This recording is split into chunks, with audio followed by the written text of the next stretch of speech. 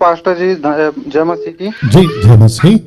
Pastor जी, मेरा एक सवाल था जी कि जैसे हम लोग लॉकडाउन से पहले जा रहे थे प्रभु में, कि मीटिंग हो रही थी तब, जी तो कुछ अपने छत्तीसगढ़ से सेवक लोग बोलते थे कि यदि आप प्रभु में हैं जी और यदि आपके बाल बच्चे नहीं हो पा रहे हैं तो आप प्रभु में होकर भी आप श्रापित हैं। अच्छा तो आपको श्राप लगा है, इसके कारण आपके बाल बच्चे नहीं हो पा रहे हैं। तो जी पास्टर, मैं ये जानना चाहता था, जैसे हम लोग अब 2.5 साल से लगभग प्रभु में हैं, जी तो हम लोग अब सेवा भी कर रहे हैं, अब चर्च प्लांटिंग का भी काम कर रहे हैं। जी तो क्या मैं ये जानना चाहता था कि जैसे अब हम लोग हैं, यदि हमारे बाल बच्चे नहीं हो पाए हैं किसी कारण से, जी तो क्या आज भी ये श्राप लगा हुआ है या फिर ये श्राप चला गया है? गुड गुड, बहुत अच्छा प्रश्न पूछा। और आपका नाम क्या है?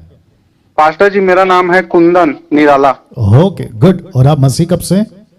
मैं पिछले 2 साल से, अभी ज्यादा हूँ, बाकी मुझे 2.5 साल हुए हैं। चलो कोई बात और नहीं, 2 साल। कोई बात नहीं। तो कुंदन साहब अभी लाइन पे बने रहेंगे, छत्तीसगढ़ से हैं। बहुत इंटरेस्टिंग प्रश्न है। ये कहते हैं कि मैं मसीह में तो हूँ, मसीह में आ गया हूँ, यीशु के पीछे चल रहा हूँ, चर्च जाता हूँ, मीटिंग अटेंड करता हूँ। तो लोकल कोई आदमी है, सेवक है, वो कहता है कि अगर बच्चे नहीं हो रहे तो आप अभी भी श्राप में हैं। वाह, व्हाट अ नॉनसेंस आंसर। क्या मूर्खता का बात ये लोग कर रहे हैं। कैसे कह सकते हैं कि आपको बच्चे नहीं हो रहे तो आप श्राप के अधीन हैं? My goodness. एक वचन पढ़वा देते हैं आपको, 2 कुरिन्थियों 5:17, फिर बात करेंगे, ठीक है ना? तो भाई साहब आप लाइन पे बने रहे। जी जी जी जी जी जी जी ओके। तो लिखा है 2 कुरिन्थियों 5:17, कहता है इस, ओके बहुत ध्यान से सुनना, 2 कुरिन्थियन 5:17, इसलिए यदि कोई मसीह में है, याद रखो कोई भी, वो कोई भी हो, पुरुष हो स्त्री हो, देशी हो विदेशी हो, कोई भी हो, लिखा है यदि कोई मसीह में है तो वो नई सृष्टि है, पुरानी बातें बीत गई, देखो सब बातें नई हो गई। इसका मतलब क्या है? या इसका मतलब है कि जो यीशु को अपनाता है वो नई सृष्टि है। इफिसियों 1:3 देना। अब इसको कहते हैं ना, उनके मुंह पे तमाचा है। अभी जो मैं पढ़ने जा रहा हूं ये उनके मुंह पे तमाचा है, जो कहते हैं कि अगर बच्चे नहीं हो रहे तो आप श्राप के अधीन हैं। और मुझे नहीं पता कि आजकल के पास्टरों को, शहर के सेवकों को क्या हो गया, कौन सी बाइबल पढ़ रहे हैं, कैसे पढ़ रहे हैं, और पता नहीं कैसे भी स्टेटमेंट दे रहे हैं जो बाइबल से बिल्कुल मैच नहीं करता है। तो इफिसियों की किताब उसका 1 अध्याय वचन 3 कहता है, हमारे प्रभु यीशु मसीह के परमेश्वर और पिता का धन्यवाद हो कि उसने हमें मसीह में स्वर्गीय स्थानों में सब प्रकार की आशीष दी है। It has already given. आपको आशीष दे दिया गया। आप बात करते हैं फिर बच्चे क्यों नहीं हो रहे? कॉमन सेंस है। बच्चे क्यों नहीं हो रहे हैं उसके कई कारण हैं। परमेश्वर देरी से देना चाहता है, गवाही बनाना चाहता है, मेडिकल प्रॉब्लम हो सकता है, या फिर किसी प्रकार की कोई बातें हो सकती है। बाइबल के अंदर अब्राहम को बच्चे, अब्राहम की पत्नी सारा को बच्चे नहीं हुए, इसहाक की पत्नी रेबेका बच्चे नहीं हुए, बाद में हुए मैं बताऊंगा, याकूब की पत्नी राहेल बच्चे नहीं हुए। तो क्या ये सब श्राप के अधीन में थे? Exactly not. इन सब के लिए एक योजना थी। एक और वचन देना, क्या कहते हैं, यूहन्ना की किताब उसका, यूहन्ना की किताब उसका 8:1 या 9:1, पहले दे दो 8:1, काफी टाइम पहले पढ़ा था।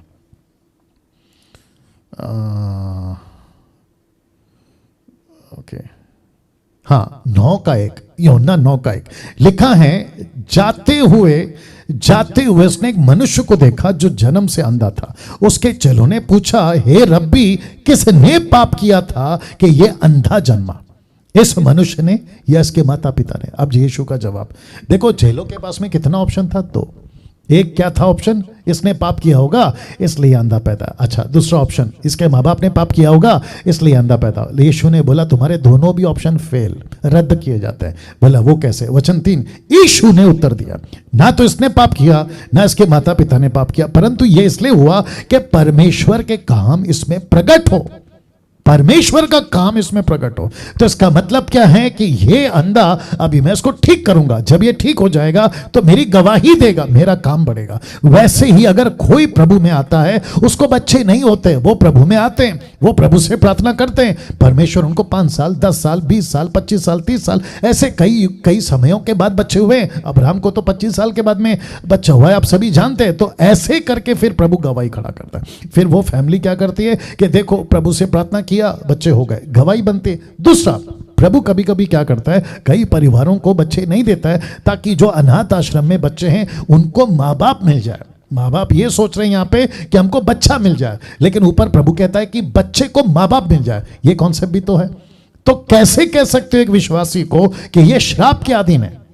कम ऑन, बोलिए भाई साहब। जी पास्टर जी, और पास्टर जी ये लोग और भी कहते हैं, क्या ये कहते हैं? बोल रहे थे कि मैं भी प्रभु में था और खुद मेरा जो है बहुत दिनों के बाद में बच्चे नहीं हो रहे थे। मेडिकल साइंस भी बोल चुकी थी कि आपके बच्चे नहीं होंगे। जी फिर उसके बाद में ये बता रहे थे पास्टर जी कि मैं प्रभु में आया और जब मैं बहुत दिनों के बाद में मैं हताश हो गया, निराश हो गया, तो मैंने छोड़ दिया ट्रीटमेंट करवाना। जी फिर के बाद में मुझे ऐसा लगा कि जब तक मैं किसी सेवक के द्वारा हाथ नहीं रखवाऊंगा अपने सिर के ऊपर में, जी तब तक मुझे बच्चे नहीं होंगे। जी और उन्होंने क्या किया कि कुछ समय के बाद में वो मीटिंग में जाते थे, लेकिन एक पास्टर ने उनके सिर पर हाथ रखा और कहा कि तुम्हारे बच्चे हो, और उनके बाद में उनका बच्चा हो भी गया। जी इस प्रकार से वो कलीसिया में बता रहे थे और कह रहे थे कि जो यीशु मसीह में होकर भी यदि बच्चे नहीं होते तो श्रापित हैं। ओके, अब आप सुनिए मेरा जवाब। और जितने दर्शक है, आपने भी सुना भाई ने क्या बोला, और वो बंदा जिसने बोला वो भी सुन ले, अगर ये वीडियो एडिट वीडियो उनके पास में पहुंचती है। ध्यान से सुना। तो इसका मतलब ये हुआ इनके हिसाब से, और जो ये बोले और वो पास्टर के हिसाब से, तो मसीहत में देश और विदेश में अभी करंटली जितने भी परसेंटेज पेरेंट्स हैं, माता पिता जिनकी शादी हो गई, उनके बच्चे नहीं हो रहे, 1 लाख 2 लाख 10 लाख मुझे नहीं मालूम, टोटल मिला के क्या इन सबको वो कैटेगरी में डाल दे, मतलब वो सेक्शन में डाल दे कि ये 1 लाख 2 लाख 10 लाख लोग श्रापित हैं? ऐसा कर सकते हैं क्या भाई साहब? नहीं नहीं। तो इसका मतलब क्या हुआ? अगर फिर वही बात आ गई ना कि किसी को कोई सुपर नेचुरल कुछ बातें हो गई, उसके जीवन में कोई बातें हो गई, तो उसको उठाकर डॉक्ट्रिन नहीं बना सकते। आपको कुछ ऐसा अनोखा मिला, अरे देखो अभी ये ऐसा ही होगा, तो आप नहीं बना सकते। मैं हमेशा कहता हूं कि जब यीशु के पास में अंधे आते थे तो यीशु कहता था कि देखने लगो, बिना हाथ रखे, बिना कुछ बोले, बोले देखने लगो। एक अंधा आया था, हाथ रख के ठीक किया। तीसरा अंधा आया था, कीचड़ लगा के ठीक किया। ये तरीका है। तो इसका मतलब क्या है? आपस में तीनों का झगड़ा हो कि यीशु ऐसे करता है, वैसे नहीं करता, वैसे करता है, ऐसे नहीं करता, बिल्कुल नहीं। तो जिसको बच्चे अभी नहीं है, और कितने हैं मैं जिनको जानता हूं उनके पास अभी बच्चे नहीं है, तो क्या उनको घोषित कर दें कि तुम श्रापित है? मैं एक पास्टर को जानता हूं, नाम नहीं लूंगा, मुंबई का पास्टर है, बस इतना कहूंगा कि तेलुगु पास्टर है वो, मैं उनको अच्छे से जानता, उनके बच्चे नहीं हो रहे, लेकिन वो पास्टर गजब का काम कर रहा है मुंबई के अंदर। बहुत सारे लोगों के लिए चल चलाकर वो उनको लीड कर रहा है। तो क्या वो श्रापित है? क्या मूर्खता है यार। जी बोलिए। जी ब्रदर। तो आपको कहता हूं कि ऐसी बकवास की बातों को नहीं सुनना, आपको प्रार्थना करना है और बाकी प्रभु पे छोड़ देना है। देखो प्रभु क्या कहता है, तुम प्रार्थना करो, अगर मेरी इच्छा है तो मैं तुमको दूंगा, नहीं है तो फिर बहुत सारे बच्चे अनाथ आश्रम है, उनके पास माँ बाप नहीं है, वहां से एक बच्चा उठा लो और अपना जीवन आगे बिताओ, क्या दिक्कत है? जी बिल्कुल पास्टर जी। सीधी बात है।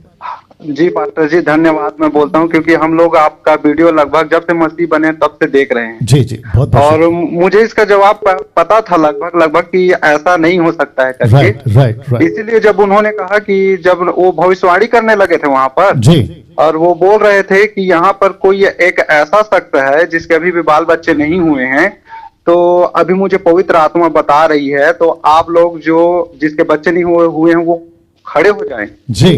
तो हमको तो पता चल गया कि ये जो भविष्यवाणी आ रही है तो प्रभु की ओर से नहीं है। बिल्कुल तो पक्का। हम लोग वहां पर खड़े नहीं हुए। गुड, अच्छा किया। हाँ। और कुछ लोग और दूसरे लोग जो थे वहां पर और भी थे, तो उनमें से एक खड़ी हो गई। उनको पता नहीं था क्योंकि वो लोग अभी वचन में इतना मजबूत नहीं थे। जी। तो इसके बाद में मुझे पता चल गया और मैंने बताया भी कि ऐसा प्रभु ऐसा कार्य नहीं कर सकता। वो ऐसे थोड़ी ना बताएगा कि इसके बच्चे नहीं हुए, इसके हुए। इस प्रकार से उनका मकसद नहीं है। राइट। और पास्टर जी मैं बोलना चाहता हूँ कि आप सच में हमारे लिए फिलिप के समान हैं। बाप रे बाप रे। क्योंकि हम जब वचन को पहले पढ़ रहे थे तो हमको समझ में नहीं आ रहा था। जी जी जी जी। लेकिन जब से आपने टीचिंग देना चालू किया, और मैं प्रभु का धन्यवाद इसलिए करता हूँ कि लॉकडाउन जो हुआ ये हमारे बेहतरी के लिए हुआ। जी यस, बहुत सही बोला आपने, बहुत सही कहा आपने। जी जी।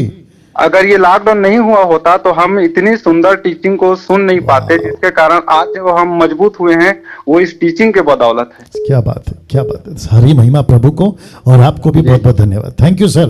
और आप छत्तीसगढ़ से, छत्तीसगढ़ का जो मसीह मंथन का जो स्टेट है ना ग्रुप, उसको ज्वाइन कर लीजिए, ठीक है ना?